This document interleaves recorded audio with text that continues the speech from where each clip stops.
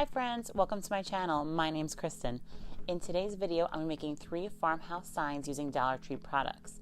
These signs, you don't need any silhouette or cameo, any cutting machine. You can just use things you already have on hand to recreate these signs. Let's get started. For the first sign, I'll be using this old wood plank sign that I got from Dollar Tree. This sign came out around Christmas time. It used to say "Let It Snow" on it in galvanized lettering, but I removed that and used it somewhere else. You can use anything you have on hand. I didn't want to bother taking off the paper on the front side, so I'm just going to work on the back side and remove this sticker. I wasn't able to fully remove the sticker, so I just sanded over what was left, and I knew I was going to be painting with chalk paint on top of it, so I wasn't too worried. Next, I paint my sign in Waverly chalk paint in the color white with a sponge brush covering the entire piece.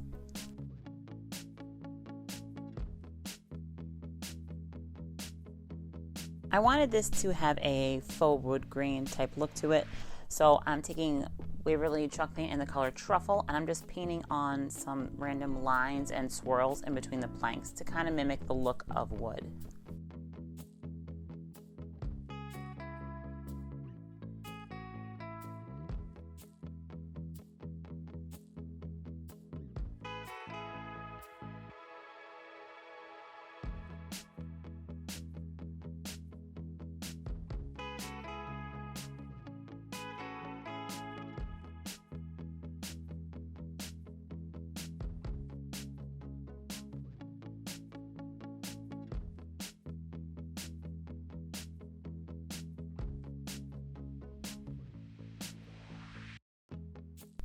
So I did originally start to paint this in an ivory color, and then I realized I forgot to draw on the lines for the planks. So using the sign as a guide, I just took a Sharpie and a ruler and I drew some lines so that it looked like individual planks. To make the piece blend a little bit more, I mixed some of the truffle paint with the white paint, watered it down, and went over each individual board following the wood grain. This helped make it look a little less harsh. And then once I had finished going over it, I took a wide bristle brush and just kind of thinned it out to try and create the illusion of a wood grain.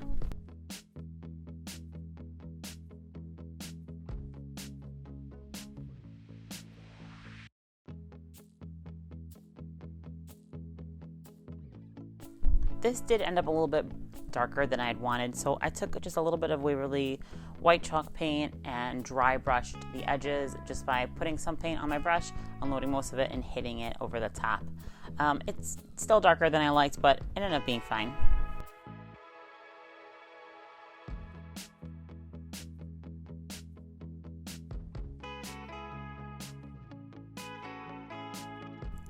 So for this project, I wanted to try doing a freezer paper transfer where I would print out an image in reverse and put it on the piece, and the image would be stuck on the picture. Now, it didn't really work out. I'm just going to show you how I did it, though. Maybe you guys have a better idea of what I did wrong or how this could be improved. So basically all I do here is I'm taking a piece of freezer paper and I cut it to be exactly the same size as my regular piece of paper that goes through my printer. I'm going to be using an image that says "Live Simply." It's linked down below. It's just a free printable. I reversed the image right in Word and I scaled it to the size I wanted and printed it out on the shiny side, not the paper side, and that made it like sit on top and it doesn't absorb into the paper itself. So here you can see I just placed the paper right on top, the ink side down, and I rubbed it on. And when I removed the paper, it was there, but it wasn't very clear. So I didn't want it to be a total bust, obviously, but I wanted to be also honest with you what happened. So I just used this as a guide, and I took a paint pen that I got from Dollar Tree, and I just traced over the words, and that's how I got the image to transfer. So not really an image transfer, I used it more like a stencil. If you guys know what I did wrong or have any tips for me to do this again in the future, let me know in the comments because I would like to try this again.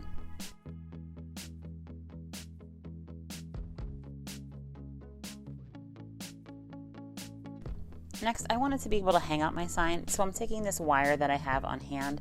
I know the Dollar Tree has floral wire, but I've just had this crazy like ball of wire for a long time, and I use wire snips and I cut it to the size that I want my handle to be.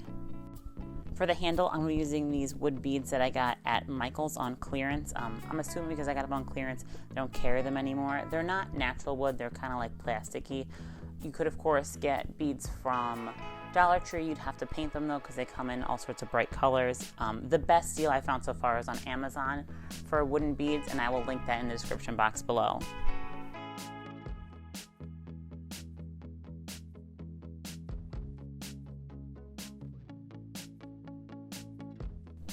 Once I had all the beads on, I just wired the wire through the hole that was already existing from earlier, and I tucked the excess wire up into the bottom bead. That way it wouldn't poke through.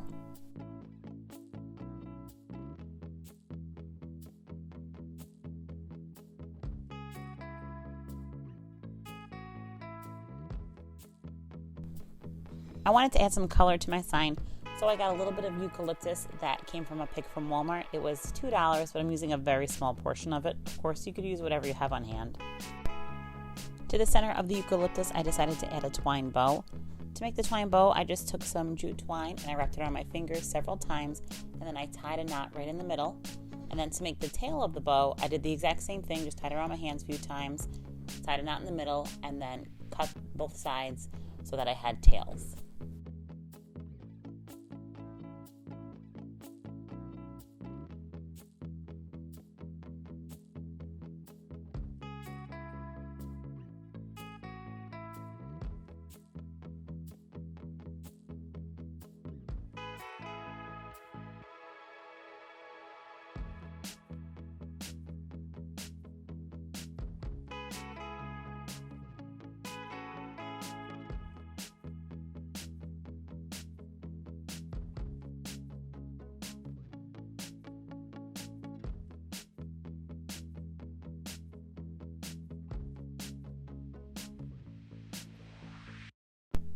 I hot glued everything in place and I was done.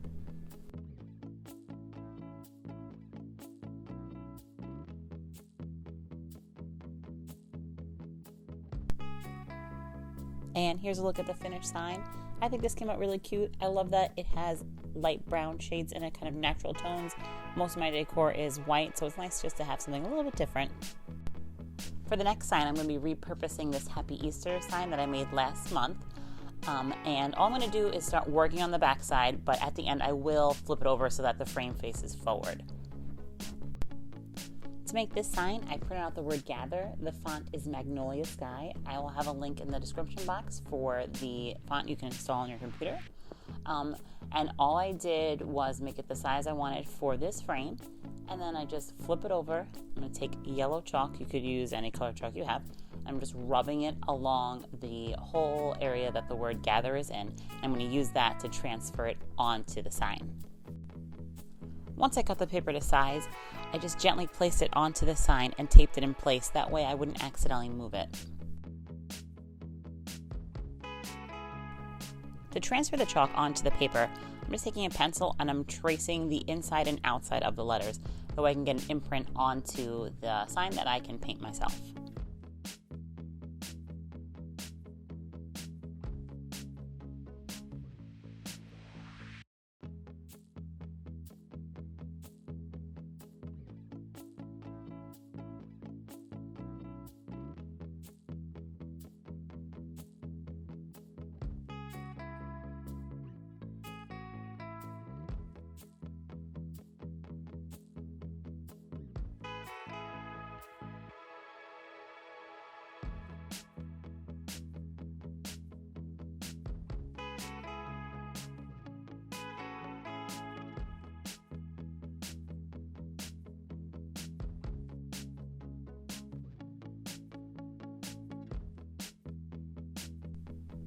Once I had my outline on the sign, I just took this white paint pen that I got from Dollar Tree and I filled it in.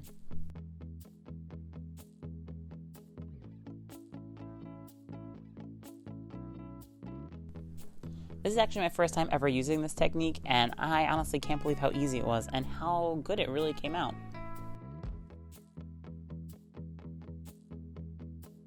I wanted to add some texture to the sign, so I got these wooden beads from Amazon that I'll link below, and I'm putting them on the jute twine that I actually took off of the previous sign that I just did, and it had a little bit of a plastic end to it, so it made it very easy for me to string them right on.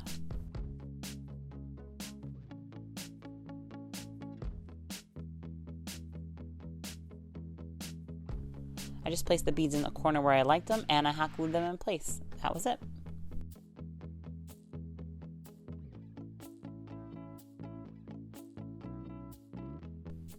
And here's the finished sign. I love how this came out. This definitely looks like a finished piece that I bought at like Hobby Lobby, and it only cost me $1 and some change for the wooden beads. For the last farmhouse sign, I'm going to be using this Easter sign that I got a while ago. Of course, you could use whatever you have on hand. It just happened to be what I had. And I just removed the feet and the little bow and put them aside because you never know when you might need something like that. I didn't want to worry about removing the paper on the front of the sign, so I just decided to work on the back and get some white chalk paint on there.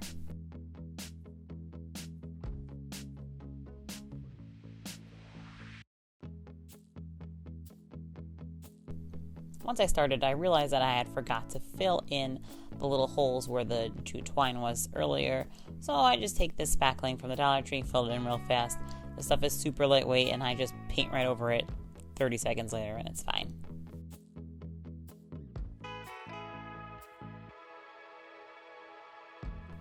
Once the paint had finished drying, I decided that I did want to cover the back side of it, so just taking some brown craft paper from Dollar Tree, I laid out some Mod Podge on top, put it right on top of the Mod Podge, and then cut a square around the sign just to let it dry, and I placed a couple of cookbooks right on top, that way it stayed nice and flat and firm. Once the Mod Podge was all set and dry, I cut a little bit closer around the edge of the sign, and then I took a piece of sandpaper. This sandpaper is actually like drywall specific. I've never even seen this before, honestly, but it's what I had in my house. So I take this and I cut around the sides with it, basically. Like, you do it right on the edge, and it gives you like a perfectly straight line that conforms to the side of the board. To make the word home for this sign, I printed out the letters H, M, and E in Times New Roman, and then I just sized them so that they would fit onto the sign. And you're obviously seeing here that there's a windmill for the O. Now, unfortunately, I lost footage of me making this windmill. By making, I just mean painting. So this windmill actually came as a Windchime, and the bottom portion I removed using some wire snips and manipulation. And then it did have a little bit of a bluish hue to it, and I didn't love that. So I took some elephant colored chalk paint and I sponged that on top of it. And I also took a little bit of black chalk paint along the edge and then went over that with some brown chalk paint to give the illusion of rust. For this transfer method, I'm going to be using a pencil, and I'm just rubbing along the back side of the paper. And what's going to happen is once I flip that paper over onto the sign and I trace it, it's going to imprint that pencil line, and it'll give me somewhere to trace.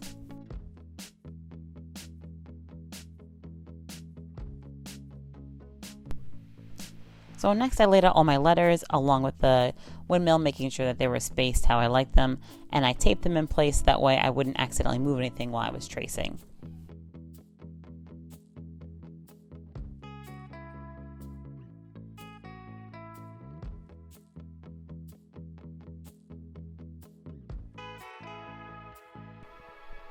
Once the letters were taped on, I could just take my pencil and trace along the edge of the letters, and then I would know exactly where I had to paint.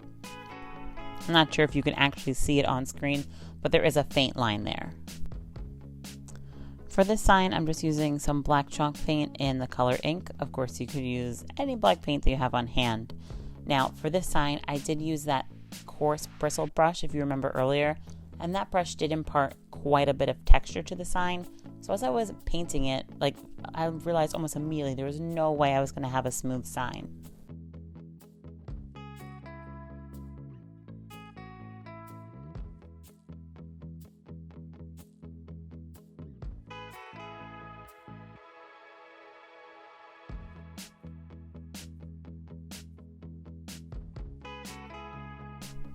Because no matter what I was going to do, I knew that I wasn't going to have a perfectly smooth line. I decided early on that I would just sand away a bunch of it so it looked kind of old and rustic, and then I also didn't have to worry too much about making sure my lettering was perfect either.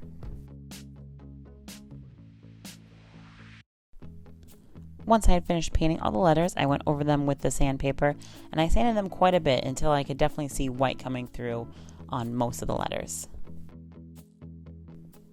As I was sanding, I noticed that around the sign I was getting little black pieces of paint into the crevices. Now, I'm not sure if it would have stayed there on its own, but because I liked the way it looked and I didn't feel like going over it with a glaze, I actually decided to just seal in the debris. Although it's not like chunky in any way, it is just a grayish tint that it gave the white piece. So I went over that with Mod Podge to seal in the color.